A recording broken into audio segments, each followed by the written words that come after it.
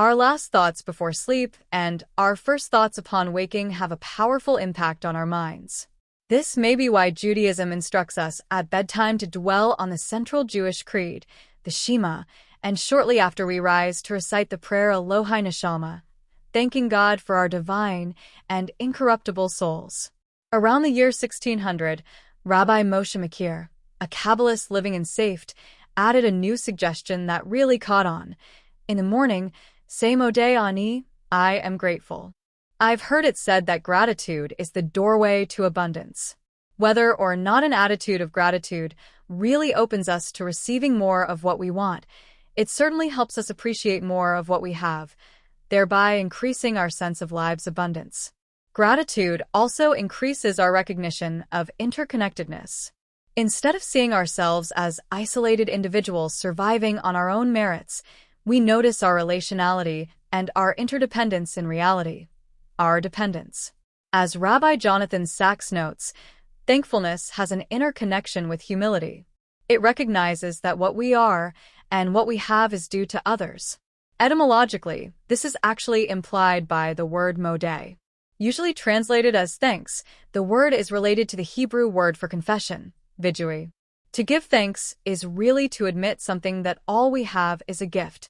Judah, the biblical figure whose name gives rise to the word Judaism, is another etymological relation, suggesting that gratitude is central to living a Jewish life. Onedible Shabbat dinners.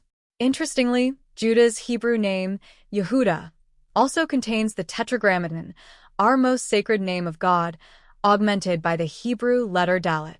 As the Hasidic masters explain, the Dalet has a numerical value of 4 and represents physicality, the 4 elements, the 4 directions.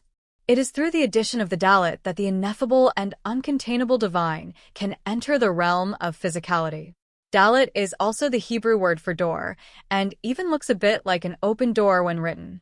Judah's name thus not only records his mother's gratitude for his birth, Genesis 29 verse 35, but hints at how thankfulness itself is a doorway to welcoming spirit into matter. 3 levels of gratitude. Contemporary research delineates 3 different levels of gratitude, each more substantial than the last. The most basic is the episode, an event or experience for which we are fleetingly thankful. More sustained is a mood of appreciation. But the most powerful and perhaps aspirational is to have gratitude as a consistent and lasting state, a baseline for our experience. How can we cultivate this degree of gratitude?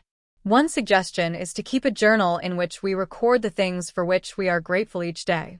The traditional Jewish recommendation of making 100 blessings each day can be seen in a similar light.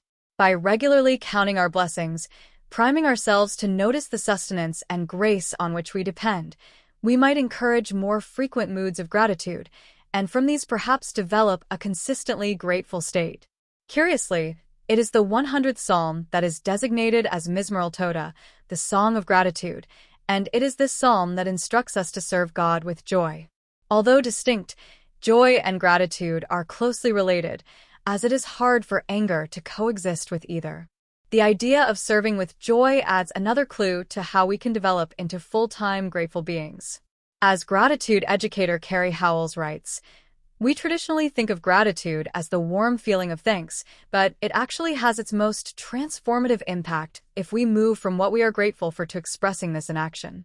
In other words, gratitude is not just an emotion that makes us feel good. When we express our gratitude by serving others or contributing to those around us, we are motivated to live our lives in the spirit of gratitude. For all its whitewashing of some very violent history, the holiday of Thanksgiving puts this idea neatly into focus. On this holiday, Americans cultivate gratitude not just in the abstract, but by enacting customs of giving, most prominently by inviting family and friends to feast, and for many celebrants by providing food to the less fortunate. On this day, we literally put the giving into Thanksgiving. A final thought. The Hebrew root of modeh has an underlying meaning, to throw or cast. Brown Driver Briggs, the standard biblical Hebrew dictionary, speculates that the connection between throwing and thanking originates perhaps from gestures accompanying the act. When we are truly grateful, we reach out our hands to pay it forward.